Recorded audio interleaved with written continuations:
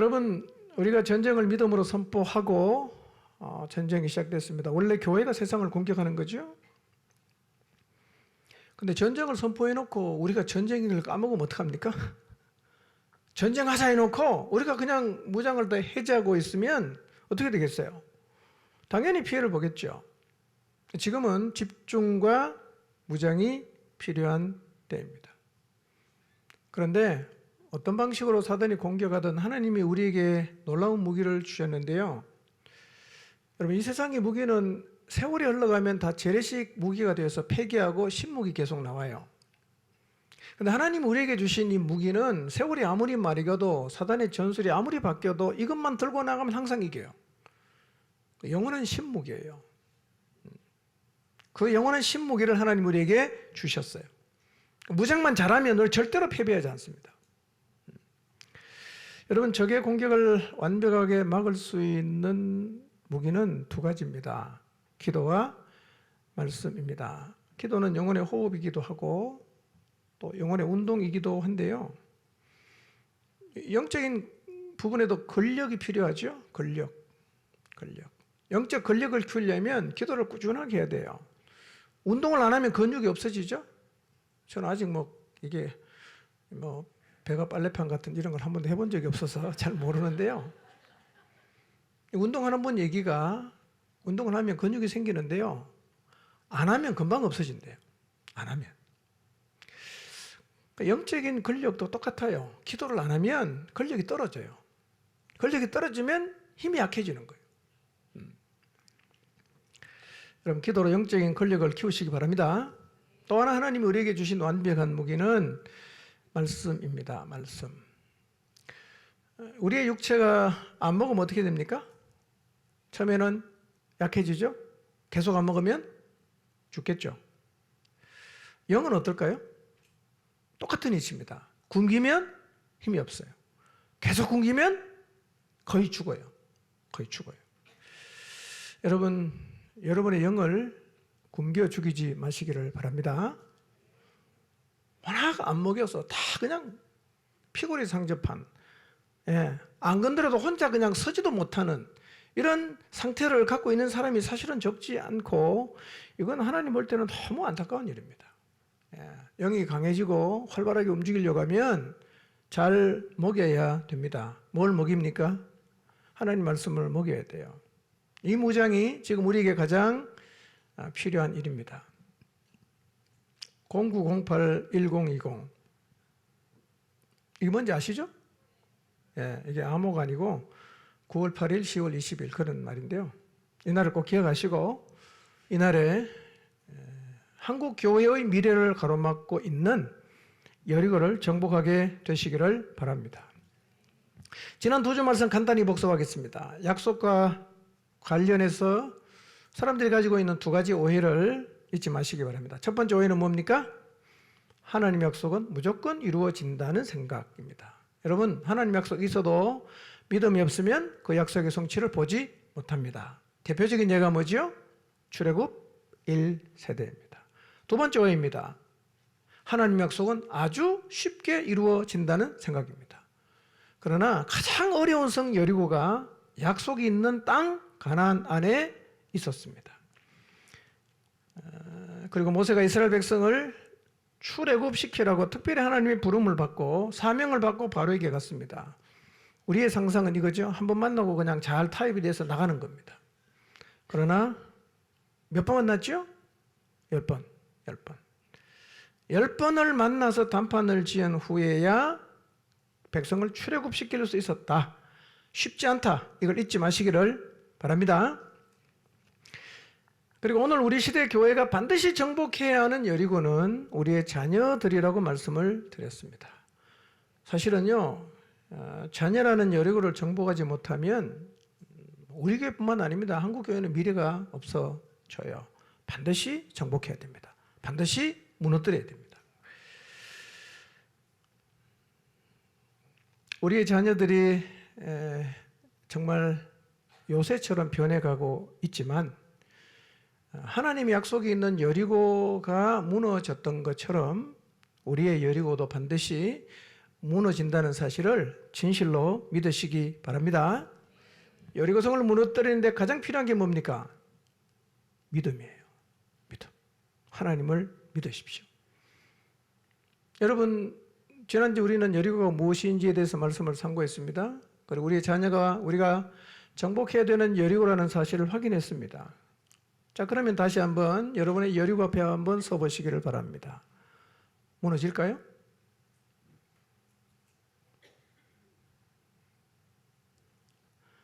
무너질까요? 이게 왔다 갔다 합니다. 어제는 강한 믿음이 들었다가 오늘은 강한 두려움이 생길 수 있어요. 어제는 믿습니다 했는데 오늘은 이 정말 될까? 왔다 갔다 합니다. 믿음이 흐르는 게 중요한 거예요. 흐르는 게. 여러분, 예수님은 기적을 행하실 때마다 늘 질문합니다. 네가 이걸 믿냐? 계속 물어요. 믿냐? 믿음대로 된다. 이렇게 말씀을 하시거든요. 여러분, 하나님이 우리의 여리고를 무너뜨린다는 사실을 진실로 믿으시기를 바랍니다. 믿으면 하늘 문이 열립니다. 믿으면 하나님의 권능이 임합니다. 믿으면 하나님의 능력이 임해요. 믿으면. 여러분, 여리고는 하나님의 권능으로 무너지는 것이 전략으로 무너지는 게 아니거든요. 언제 하나님의 능력이 나타납니까? 우리가 하나님을 신뢰하고 믿을 때. 여러분, 어떤 사안에 대해서만 믿지 마시고 하나님 존재를 믿으시길 바랍니다. 그리고 그분을 진실로 신뢰하시기를 바랍니다. 그분은 선하시다. 그분은 인자하시다. 그분은 우리를 사랑하신다. 그분은 나를 끝까지 책임지신다. 다 사실이에요. 하나님을 신뢰하시기를 바랍니다. 믿으면 홍해의 물 갈라집니다. 요단강 물이 쌓입니다. 굶주린 사자가 다니엘을 건드리지 못하는 기적이 일어납니다. 그리고 여러분, 교회는 수세적인 자세를 버려야 됩니다. 교회는 세상이 너무 악해졌으니까 이 시대는 교회가 겨우 생존만 하면 잘하는 거다. 아니에요. 틀린 말입니다. 교회는 공세적이어야 합니다. 교회는 세상을 공격해야 되고, 그리고 세상에 묶여서 영원한 멸망을 향해 가는 영혼을 구출하는 데가 교회입니다. 공세적인 태도를 갖는 게 중요합니다. 교회는 세상을 건지는 것이에요. 교회는 세상을 구출하는 것입니다. 공세적인 자세로 전환할 필요가 있습니다. 자, 6장 2절을 보겠습니다. 시작. 여호와께서 여호수아에게 이르시되 보라, 내가 여리고와 그 왕과 용사들을 내 손에 넘겨 주었으니. 이 표현을 여러분 잘 기억하셔야 됩니다. 내가 여리고와 그 왕과 용사들을 내 손에 넘겨 주었으니 라고 말하고 있죠. 전쟁했습니까? 안 했습니까? 안 했잖아. 근데 완료형으로 쓰고 있단 말이에요. 넘겨 주었노니 이렇게 표현을 하고 있어요. 근데 여기만 그런 건 아니고요. 하나님께서 모세의 뒤를 이은 새로운 지도자로 여호수아를 세우시면서도 똑같이 말씀하셨어요. 여호수아 1장 3절 4절 한번 보겠습니다. 시작. 내가 모세에게 말한 바와 같이 너희 발바닥으로 밟는 곳은 모두 내가 너희에게 주었노니 곧 광야 이 레바논에서부터 큰 강 곧 유브라데 강까지 헷 족속의 온 땅과 또 해지는 쪽 대해까지 너희의 영토가 되리라. 3절을 보시면 너희 발바닥으로 밟는 곳은 모두 내가 너희에게 줄 것이다고 하지 않았죠? 뭐라고 말합니까? 주었노니라고 표현합니다. 그리고 4절에 보면 경계까지 다 정리해 줬어요. 그러니까 약속을 믿고 밟으면 차지하게 돼 있어요. 근데 모든 일이 다 이렇게 완료형으로 쓰진 않아요. 언제 이렇게 완료형을 쓰느냐? 약속이 있는 일에 대해서는 항상 하나님이 완료형으로 써요. 네. 그러니까 약속을 했으니까 발바닥으로 밟는 것은 내가 너희에게 넘겨주었노니 이렇게 말하는 것이고요. 약속이 있기 때문에 여리고와 그 왕과 용사들을 내 손에 넘겨주었으니 라고 말씀을 하십니다. 우리에게도 약속이 있다면 너희 자녀를 구원할 것이다가 아니라 구원하여 노니 라고 말씀하신단 말이에요. 우리에게도 똑같이 완료형으로 말씀하셨다는 사실을 잊지 마시기를 바랍니다. 자, 여러분의 자녀를 하나님 구원하셨으니 라고 믿습니까? 예, 약속이 있으면 반드시 그렇게 되는 것입니다. 자, 그러면 이 여리고성은 구체적으로 어떻게 정복해야 되는가? 우리가 뭘 할 수 있는가? 이걸 오늘 한번 상고해 보도록 하겠습니다. 자, 오늘 설교 제목 읽어봅니다. 시작. 네. 예. 아멘 소리를 보니까 10번 읽어야 되겠다. 두 번째 시작.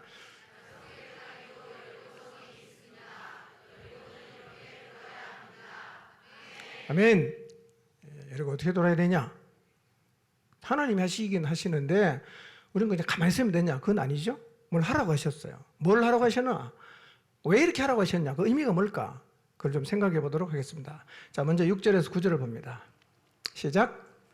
눈의 아들 여호수아가 제사장들을 불러 그들에게 이르되 너희는 언약궤를 메고 제사장 일곱은 양각 나팔 일곱을 잡고 여호와의 궤 앞에서 나아가라 하고 또 백성에게 이르되 나아가서 그 성을 돌되 무장한 자들이 여호와의 궤 앞에서 나아갈지니라 하니라. 여호수아가 백성에게 이르기를 마침에 제사장 일곱은 양각 나팔 일곱을 잡고 여호와 앞에서 나아가며 나팔을 불고 여호와의 언약궤는 그 뒤를 따르며 그 무장한 자들은 나팔 부는 제사장들 앞에서 행진하며 후그는 궤 뒤를 따르고 제사장들은 나팔을 불며 행진하더라. 네. 자, 여리고성을 넘겨 주었다고 말씀하신 하나님이 이제 너희는 이렇게 해야 된다라고 이스라엘 백성이 해야 할 행동에 대해서 말씀을 하셨는데, 자, 이스라엘 입장에서는 어차피 자기들 힘으로는 여리고는 정복할 수 없어요. 그러니까 하나님 말씀대로 해야 되는 건 맞아.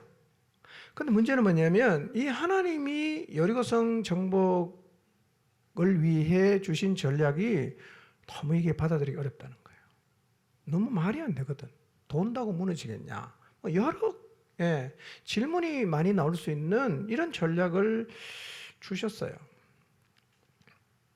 우리가 생각해봐도 이렇게 하면 성이 무너집니까? 안 무너지잖아. 그 놀라운 건요, 이거예요. 여호수아가 전혀 고민을 하지 않고 그대로 순종했다는 거예요. 말도 안 되는데 그냥 순종했어요. 이거 어떻게 가능하냐는 거예요. 자, 여호수아는 어떻게 이거 말도 안 되는 얘기 한 번도 하나님께 질문도 안 해보고 두 번 물어보지도 안 하고 무조건 시키니까 와서 제사장 불러서 얘기하고 백성을 다 불러놓고 이렇게 하라고 그냥 명령을 했단 말이에요. 어떻게 여호수아는 이 말도 안 되는 하나님의 전략을 아무런 질문 없이 받아들이고 그대로 백성들에게 전달할 수가 있었을까? 이것은 여호수아 1장부터 보면 좀 이해가 돼요.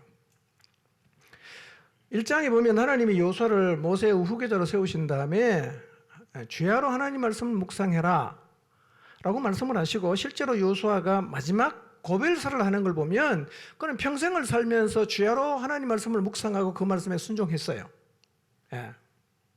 고별사가 그거거든요. 그리고 여호수아는 모세를 따라다니면서, 모세 시종이잖아요. 모세가 늘 회막에 머물렀잖아요. 그러니까 모세를 따라다니면서 하나님과 교제를 어떻게 하는지를 40년 동안 지켜봤어요. 그러니까 사실은 여호수아가 하나님과의 관계를 맺는 것은 굉장히 자연스러워요. 늘 봤기 때문에 쉽게 할 수 있는 거죠. 여러분, 신앙은요, 보고 따라하는 거지 가르치는 대로 따라하지 않습니다. 누군가가 앞선 사람이 살아내야 뒤에 사람이 살지, 말을 아무리 해도요 안 살면 안 따라옵니다. 그러나 여호수아 입장에서는 하나님의 말씀을 주야로 묵상하는 게 너무 쉬워요. 왜? 모세가 보여줬으니까. 근데 3장을 또 보세요. 이제 그렇게 살고 있는데 3장을 보면 하나님께서 요단강을 앞에 두고 요단을 또 건너가야 되잖아요. 그 요단을 건너는 방식을 이렇게 말해요. 여호와의 궤를 맨 제사장들의 발바닥이 요단물을 밟으면 갈라진다, 이렇게 말씀하셨거든요. 이것도 사실은 이해가 안 되죠. 물이 그렇게 어떻게 갈라집니까? 바른다고 뭐 물이 갈라집니까? 근데 여호수아는 어떻게 합니까? 순종했어요. 그러면서 하나님의 말씀에 순종할 때 하나님이 약속을 지킨다는 경험을 했잖아. 그렇죠? 이게 중요한 거예요. 중요한 거예요. 여러분, 순종도요, 한 번 하는 게 어렵지 한 번 해본 사람은 두 번, 세 번은 쉬워요. 근데요, 불순종도 똑같습니다. 불순종도요, 한 번 하는 게 어렵지 한 번 불순종한 사람은 두 번, 세 번은 쉽게 합니다. 저는 여러분이 순종의 사람들이 되시기를 바랍니다. 예. 근데 5장을 보면 하나님께서 길갈에 머물고 있는 이스라엘 백성들에게 어떤 명령을 내리냐면 할례를 받아라, 이렇게 명령하세요. 할례를 받아라. 근데 이스라엘 백성이 한 200만으로 추산을 하면 남녀 성비를 1대1로 봤을 때 100만 명이 할례를 받아야 돼요. 왜냐하면 할례는 난지 8일 만에 받는 기 때문에 8일이 지난 사람은 다 받아야 돼요. 근데 아마 이제 1세대 가운데 광야에서 죽은 세대가 20세 미만으로는 안 죽었기 때문에 그 사람들을 한 30만 빼고 나면 할례를 받은 사람이 학자들이 추정하는 70만 명이 된다 봐요. 70만 명의 남자가 두루누워 있단 말이에요.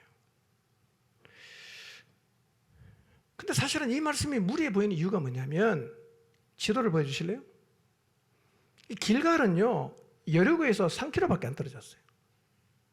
3km면요, 군인이 천천히 와도 1시간이면 갑니다. 우리 1시간에 4km 걷죠. 빨리 걸으면 30분에 갈 수 있어요. 그러니까 여리고, 정복해야 되는 여리고를 3km 앞둔 길갈에서 70만 명이 할례 받는다? 이게 완전히 미친 짓입니다. 미친 짓이에요.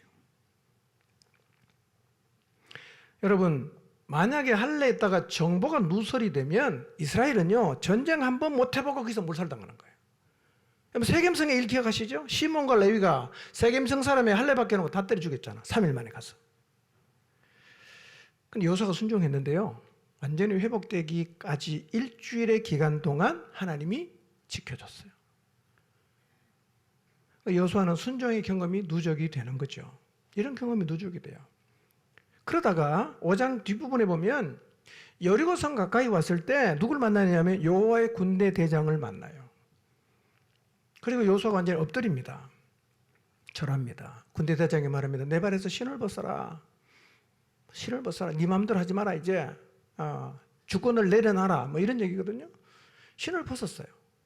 근데 지금 여호수아가 받은 이 여리고성을 무너뜨리는 전략을 바로 이 군대 대장이 한 거예요.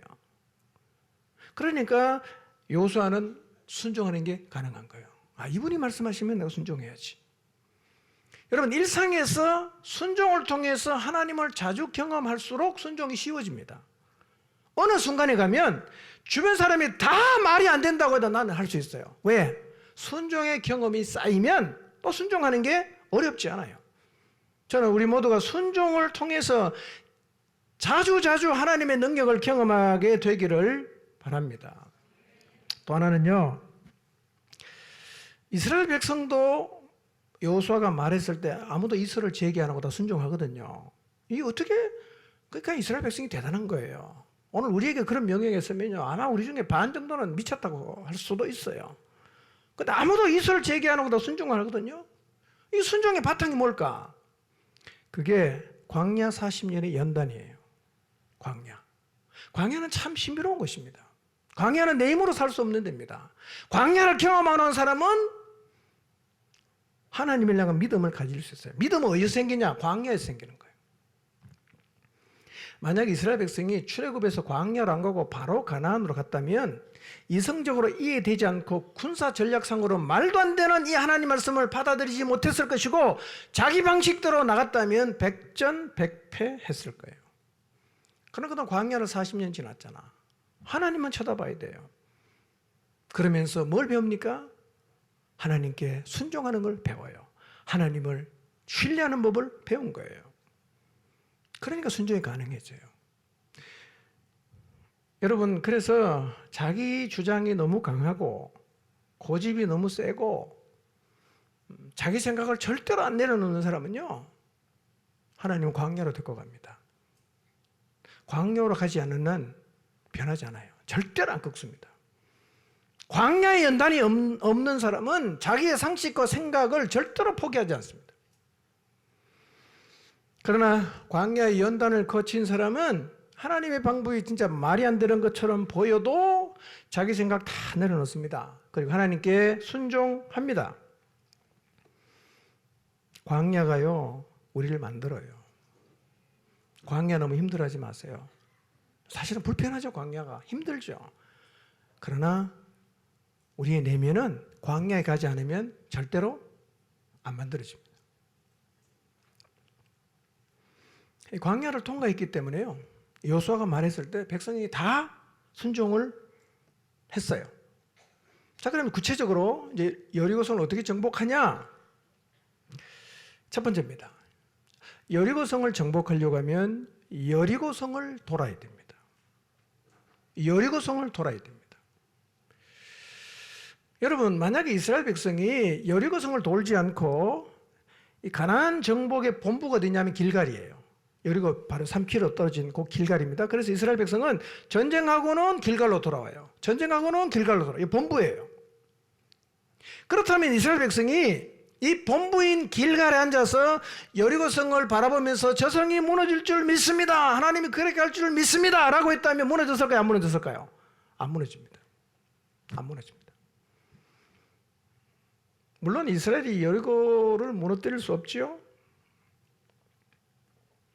그리고 여리고성을 도는 것이 여리고성이 무너지는 직접적인 원인이 되지 않을 수 있어요. 그렇지만 이스라엘이 지금 해야 되는 일이 뭐냐면 여리고를 돌아야 합니다. 여러분, 우리가 하나님 앞에서 늘 가져야 하는 자세가 이거예요. 할 수 있는 거는 순종해야 돼요. 할 수 있는 거는 순종해야 돼요. 할 수 없는 거는 하나님 신뢰해야 됩니다. 여러분, 우리가 우리의 자녀들을 여리고로 생각하고 이제 무너뜨리기 위해서 나가는 거예요. 하나님 우리에게 하라고 한 거 있는데 그건 해야 돼요. 그렇다고 해서 무너지는 거는 우리의 그 노력으로 되는 건 아니고 하나님 역사를 해야 되는데요. 일단 우리가 가져야 되는 기본적인 자세가 뭐냐면 내가 할 수 있는 건 해야 됩니다. 그 다음에는 하나님을 신뢰해야 돼요. 그러니까 길갈에서요 그냥 믿습니다 그렇게 하면 안 돼요. 뭘 해야 돼요? 여리고를 돌아야 돼요. 여리고를 돌아야 돼요. 요단 건너는 것도 똑같았습니다. 이스라엘이 하나님으로부터 언약궤를 맨 제사장의 발이 요단물을 밟을 때 갈라진다 그랬어요. 그럼 가지도 안 하고 기도만 하면 됩니까? 일단 뭐는 해야 돼요? 제사장들이 언약궤를 메고 요단물을 밟는 일은 해야 돼. 갈라지는 건 누가 합니까? 그건 하나님이 하는 거예요. 그 다음에는 하나님을 신뢰하는 거죠. 밟지도 않고 믿습니다. 이거 하면 안 된다는 거죠. 그럼 요단이 안 갈라집니다. 여러분, 우리의 여리고를 무너뜨리는 것도 똑같습니다. 하나님이 하라고 하는 일은 일단 순종해야 합니다. 자, 여리고 어떻게 돌라고 하셨어요? 제일 앞에 누가 섭니까? 무장한 군인. 그 다음에는 제사장 일곱 양각나팔을 불면서 돌아요. 그 다음에는 언약궤를 맨 제사장이 따라갑니다. 그 다음에는 후군이 따라와요. 자, 이런 대형으로 돕니다. 하루에 한 바퀴씩 돕니다. 7일째는 7바퀴 돌아요. 이거는 순종해야 돼요, 안 해야 돼요? 이건 해야 돼요. 자, 근데 여러분, 나팔을 불고 언약궤를 메고 성을 한 바퀴씩 도는데 성을 도는 게 쉬울까요? 어려울까요? 쉬울까요? 어려울까요? 여러분, 사람이 살지 않는 성을 도는 건 되게 쉬워요. 근데 성 안에 적이 있다고 하면 이건 문제가 달라집니다. 그렇죠? 적이 있으면 문제가 달라져요. 여러분, 여리고성은요 도는 게 굉장히 위험합니다. 죽을 수도 있어요.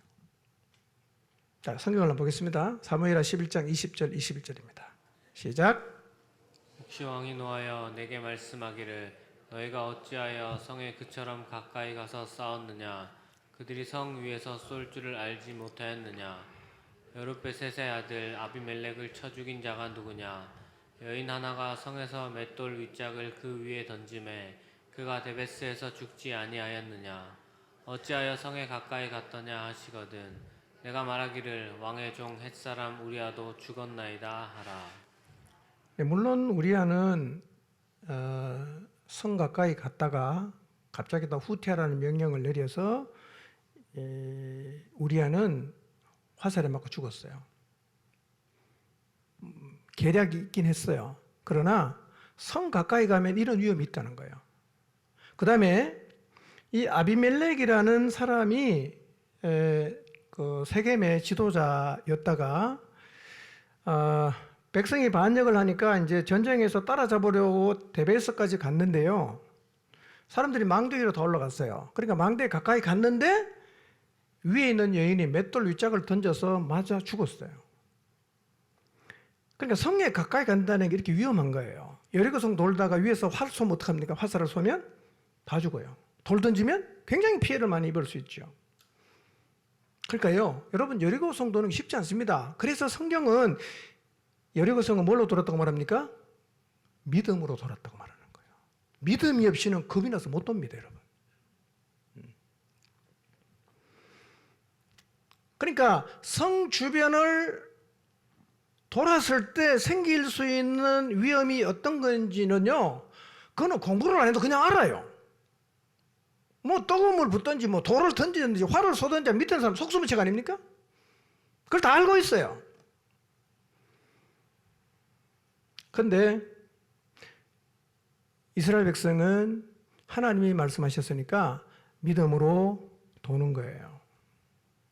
자, 그러면 여러분이 이제 3,400년 전에 그 여리고성을 돌고 있는 사람이라고 한번 생각해 보세요. 자, 돌다가 죽을 수도 있어요. 활을 쏠 수도 있고요. 뭐 돌 던질 수도 있고 돌아야 돼요. 돌아야 돼요. 어떤 마음으로 돌까요? 어떤 마음일까요? 뭐 그냥 옆에 사람하고 농담하고 그렇게 돌겠어요. 어떨까요? 저절로 기도가 나옵니다. 하나님 지켜주세요. 하나님 도와주세요. 기도하라고 말할 필요가 없어요. 저절로 기도가 나옵니다. 왜냐하면 얼마나 위험한가를 본인도 알고 있으니까요. 왜 성을 돌라고 하시는가? 성을 돌면요, 간절함은 그냥 생깁니다. 근데 만약에 길갈에서 기도했으면 간절함이 있을까요? 간절함이 없죠. 돌아야 간절함이 생깁니다. 돌아요. 그럼 오늘 우리가 여리고를 돈다는 의미는 뭘까요? 자, 우리의 다음 세대가 여리고인데 어떻게 돌죠? 자, 여러분의 여리고 어떻게 돌 수 있습니까? 매일 그냥 저녁에 잠자는 자녀 두면 한 바퀴 빙 돌고, 네? 아침에 학교 갈 때 잠깐만 한 바퀴 빙 돌고, 아이가 퇴근해가 집에 오면 잠깐 한 바퀴 빙 돌고, 그렇게 하라는 말일까요?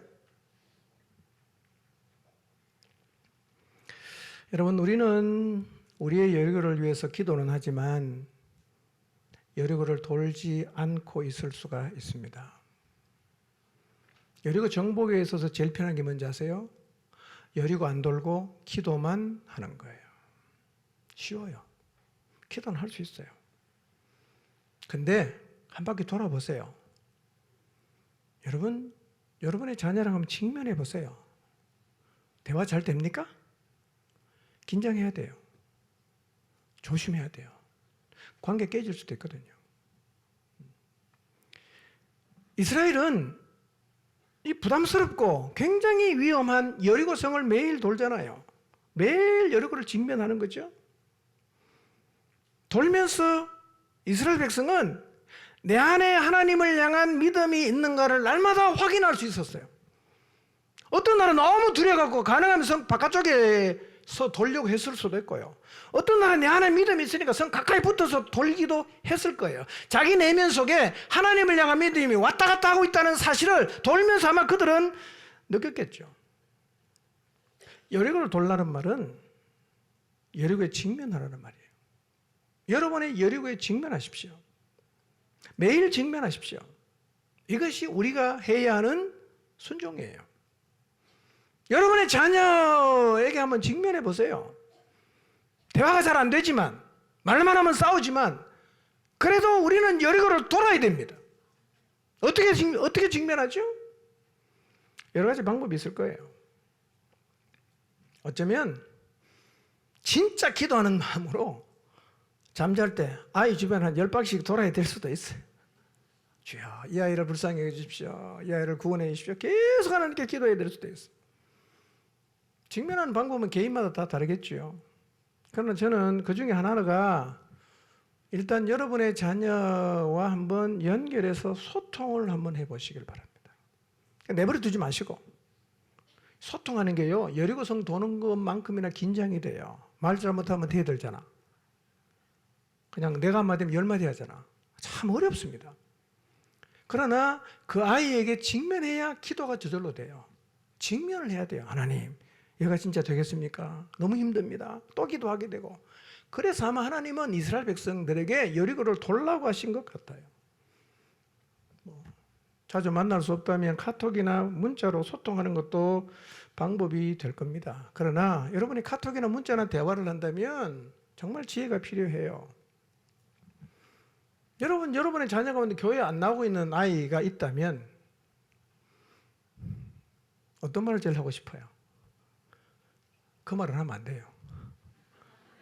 제일 하고 싶은 얘기 하시면 안 돼요. 어떤 얘기 제일 하고 싶어요? 정신 차려라 이놈아. 너 예수님 안 믿으면 지옥 간다. 도대체 언제 정신 차릴래? 그런 얘기 제일 하고 싶죠? 그런 얘기 하시면 안 돼요. 그러니까 아마 여러분은 여리고에 직면하면서 여러분을 많이 보게 될 거예요. 여리고를 직면하면서 여러분은 믿음이 없음, 여리고를 직면하면서 여러분이 얼마나 고집불통인가, 여리고를 직면하면서 내 자녀조차 품을 수 없는 좁은 속을 갖고 있다는 걸 아마 확인하게 될지도 모릅니다. 이렇게 문자 보내보세요. 속에 이런 게 올라와도 문자는 이렇게 보내야 돼요. 잘 지내고 있니? 뭐 먹고 싶은 거 없니? 날마다 너를 위해 기도한다.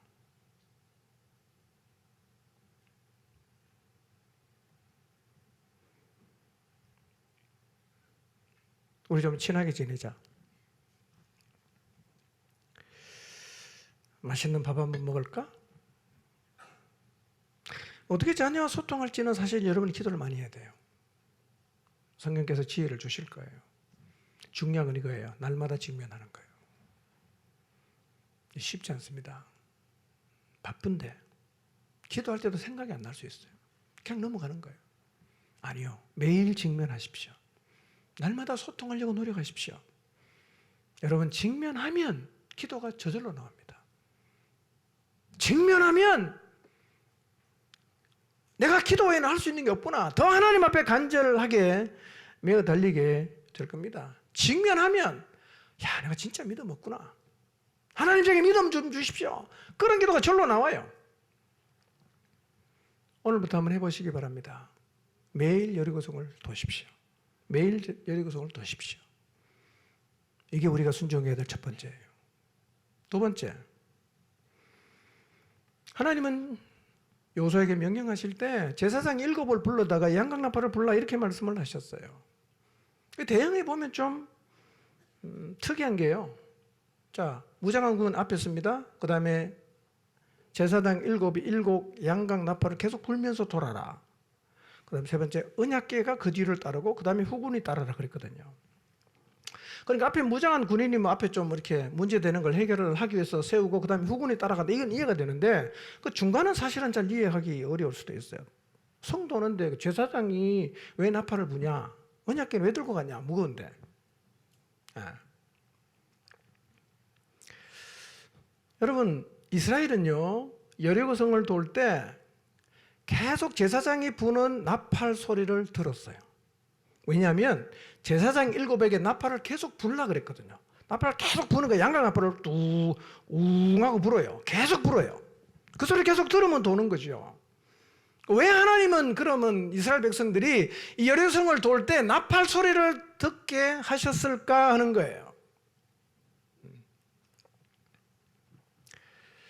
성경에 나팔을 가르치는 두 단어가 있어요. 우리 성경에는 다 그냥 나팔로 이렇게 번역을 했는데 우리 성경은 사실은 이 나팔을 두 개로 구분해 사용했습니다. 쇼파르라고 부르는 양강나팔이 있고요. 그 다음에 하초체리로 부르는 은나팔이 있어요. 양의 뿔로 만든 거 있고 은을 쳐서 느려서 만든 나팔 두 개가 있어요. 근데 하나님이 여리고성을 돌 때 제사장에게 불라고 한 나팔은 쇼파르입니다. 양강나팔이었어요. 자, 그럼 여러분 한번 생각해 보세요. 왜 하나님은 나팔을 불라고 하셨을까요? 왜? 무슨 의미인가 이게? 예. 여러분, 구약에서 나팔을 불 때가 있었어요. 자, 언제 나팔을 불었냐? 첫 번째, 시편 105편 3절입니다. 한번 읽어볼까요? 시작.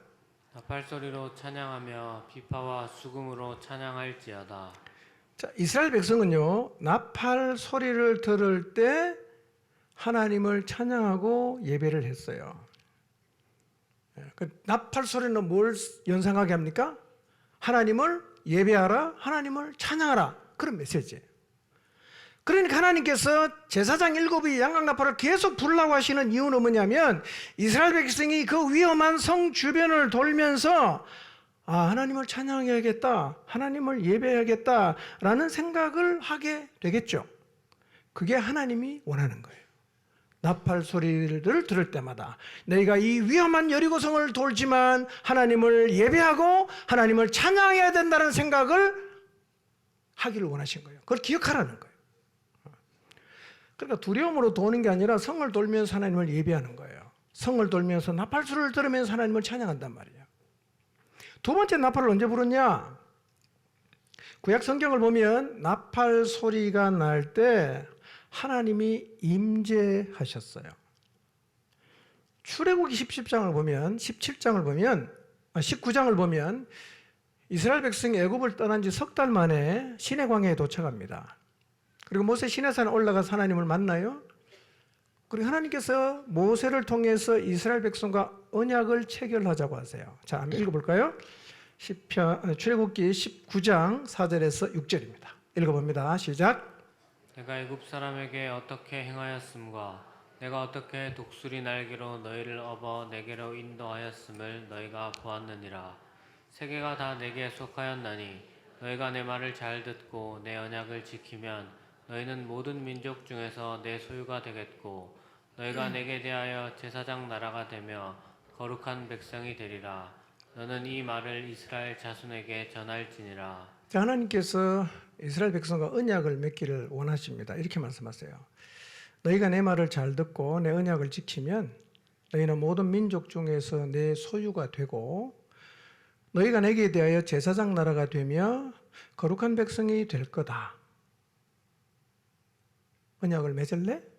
이거를 내려가서 이스라엘 자손에게 전해라. 이렇게 말씀하십니다. 그 모세가 내려와요. 그리고 지도자들을 불러놓고 하나님 우리에게 이렇게 언약 체결하기를 원하신다. 이 하나님이 주신 언약에 순종하겠냐? 라고 물어요. 다 오케이 하죠. 하나님은 모세에게 백성들에게 3일간 성별된 시간을 두시고 이 기간에 산에 접근하는 자는 다 죽는다. 이렇게 경고를 하십니다. 그리고 19장 16절을 보세요. 셋째 날 하나님 이렇게 이제 임재하십니다. 읽어봅니다. 시작.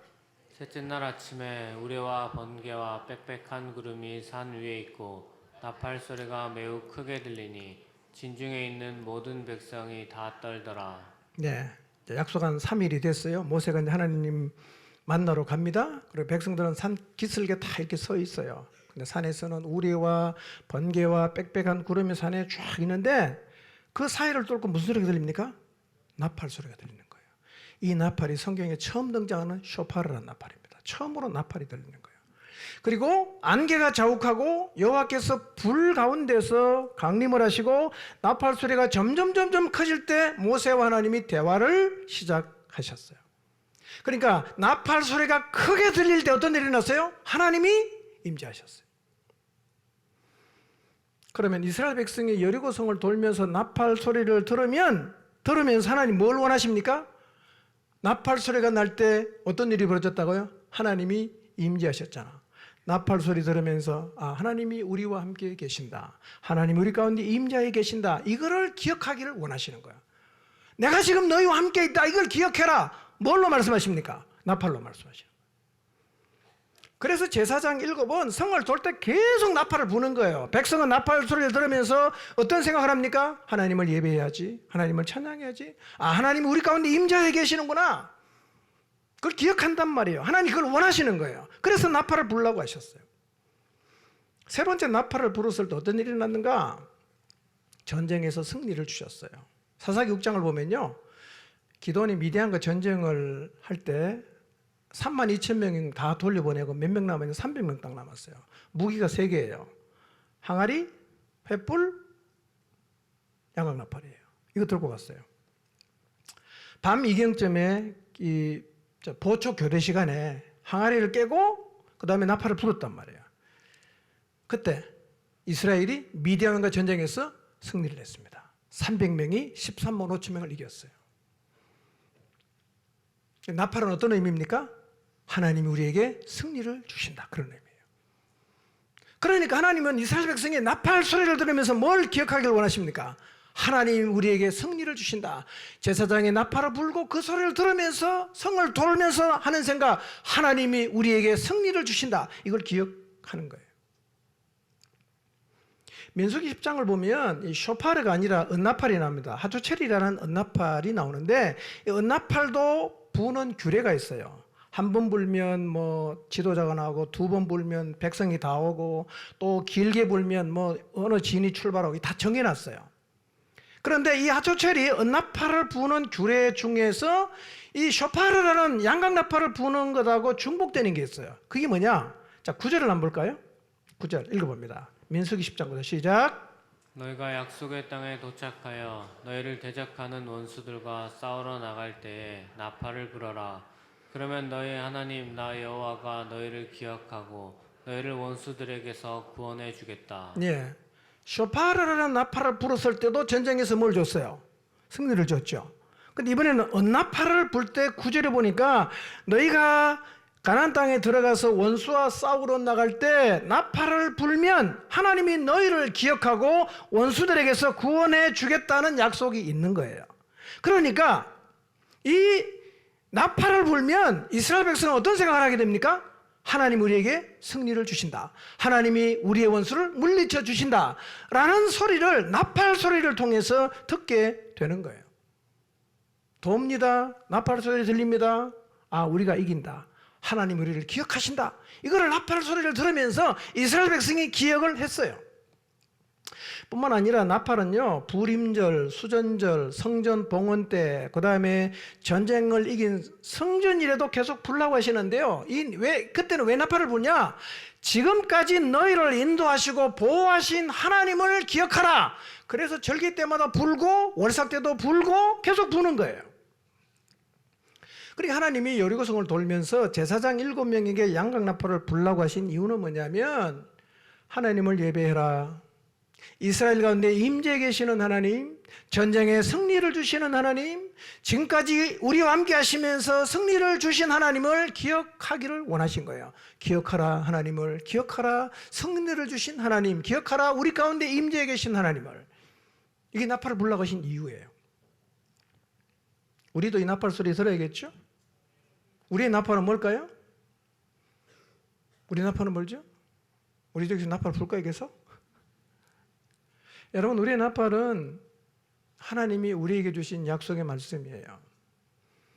여러분, 매일 여리고성에 직면하면서 기도하면서 하나님이 주신 약속의 말씀을 기억하시기를 바랍니다. 임자의 우리와 함께 계시는 하나님, 전쟁에 승리를 주시는 하나님, 여리고를 무너뜨리신 하나님을 계속해서 기억하시기를 바랍니다. 이 하나님을 기억하시고 이 하나님을 신뢰하시기를 바랍니다. 세 번째, 여리고성 어떻게 돌아야 되냐? 언약궤와 함께 돌아야 합니다. 언약궤. 나팔 부는 7 제사장이 돌고 그 뒤에 누가 따라오느냐? 언약궤를 맨 7명 제사장이 따라오는데요.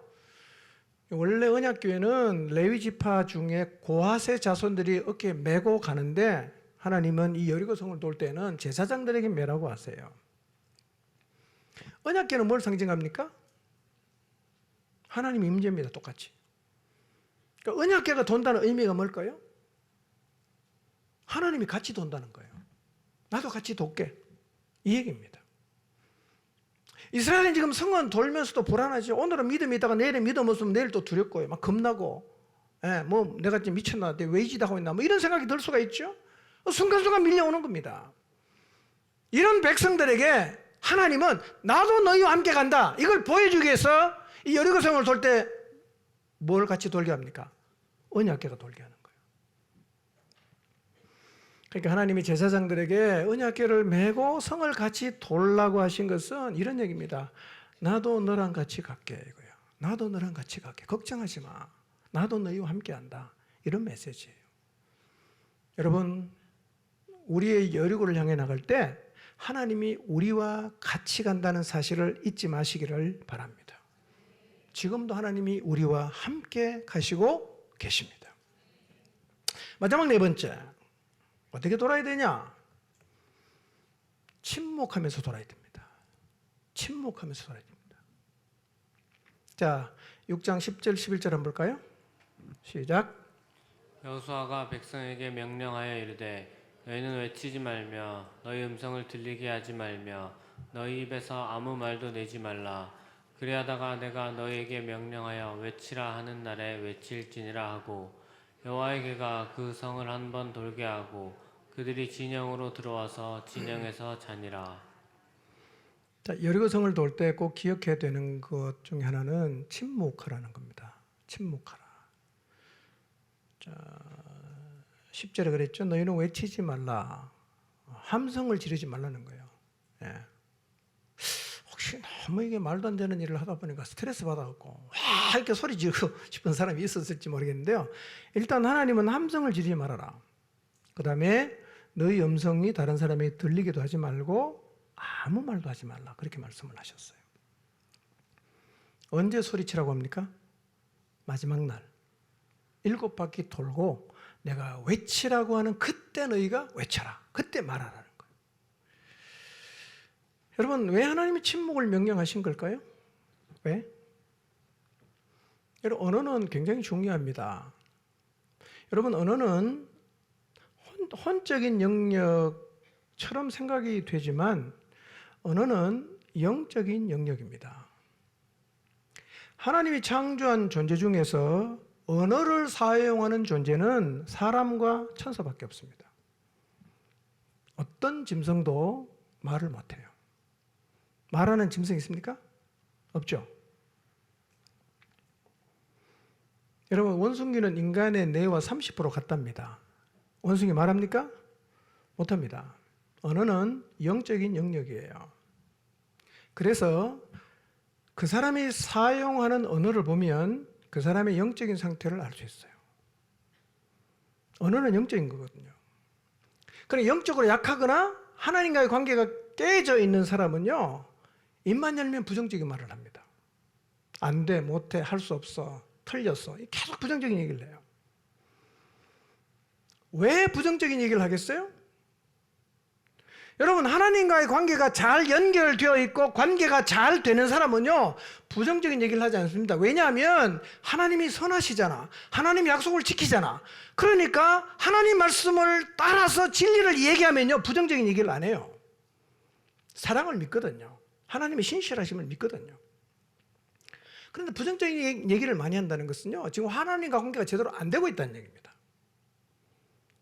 그러니까 여러분 만나면 맨날 복권 얘기하고요, 뭐 가상화폐 얘기하고요, 주식 얘기하고요, 이런 얘기하는 건요, 지금 영적으로 문제가 있는 거예요.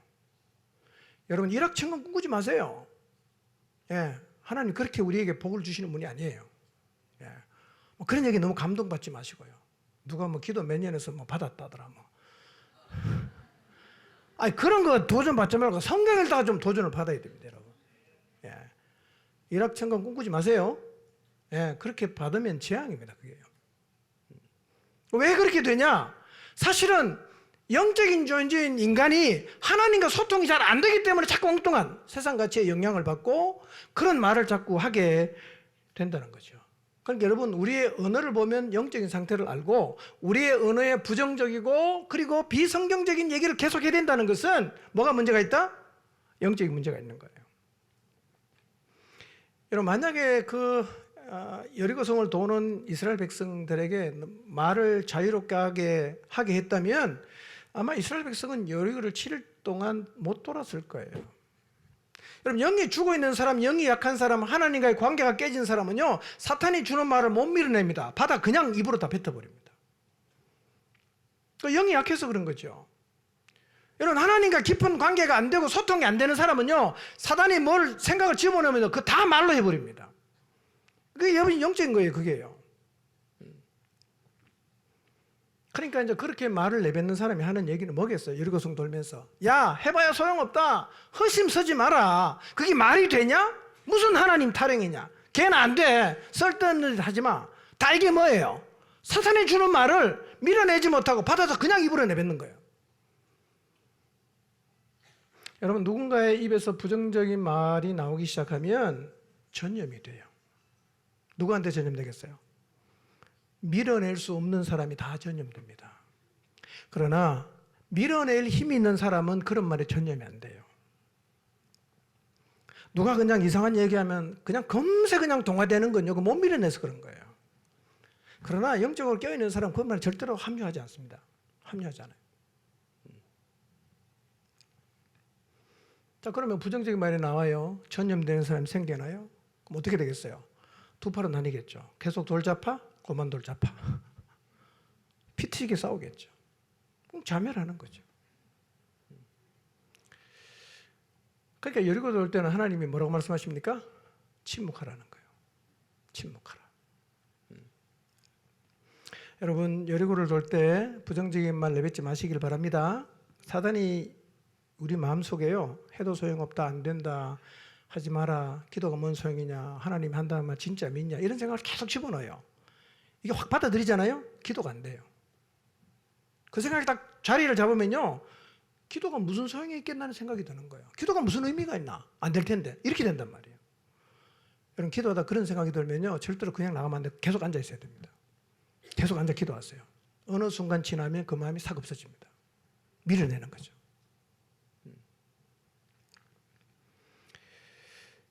그러니까 언어가 영적인 영역이고 내가 부정적인 말을 계속 한다는 것은 내 안에 하나님을 향한 믿음이 없음을 드러내는 것입니다. 그런 마음이 자꾸 들면 다시 하나님 앞에 나가서 하나님을 신뢰할 수 있는 믿음을 달라는 기도를 하셔야 돼요.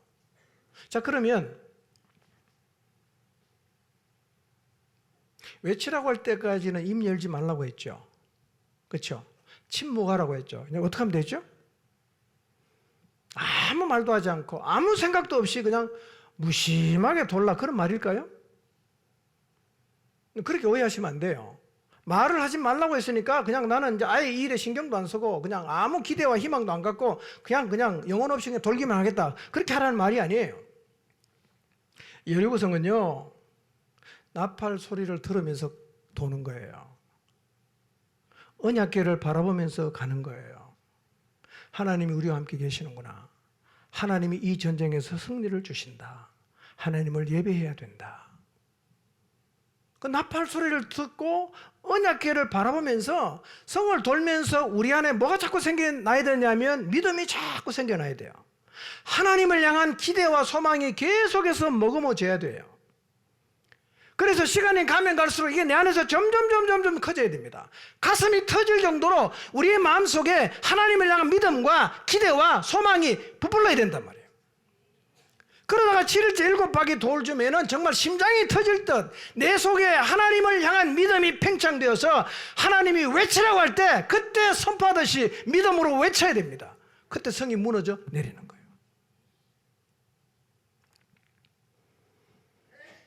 이제 우리의 가슴에 하나님을 향한 믿음과 기대와 소망을 머금게 되기를 바랍니다. 시간이 흘러가면서 없어지는 게 아니라 가면 갈수록 점점 우리 안에서 그 믿음이 채워져 가게 되기를 바랍니다. 09081020 약속한 그날이 올수록 우리의 마음에 머금기 시작한 하나님을 향한 믿음과 기대와 소망이 팽창되어서 약속한 그날 정말 심장이 터질 듯 내 안에 있는 하나님을 향한 믿음이 그냥 터져나와야 됩니다. 그리고 하나님께서 여리고를 무너뜨리시는 기적을 보게 되어야 합니다. 여러분, 여리고 무너집니다. 우리의 믿음과 소망이 그날이 가까워지면 질수록 없어지는 게 아니라 여러분 모두의 마음속에서 머금고 점점 팽창되어지기를 주님의 이름으로 축원합니다.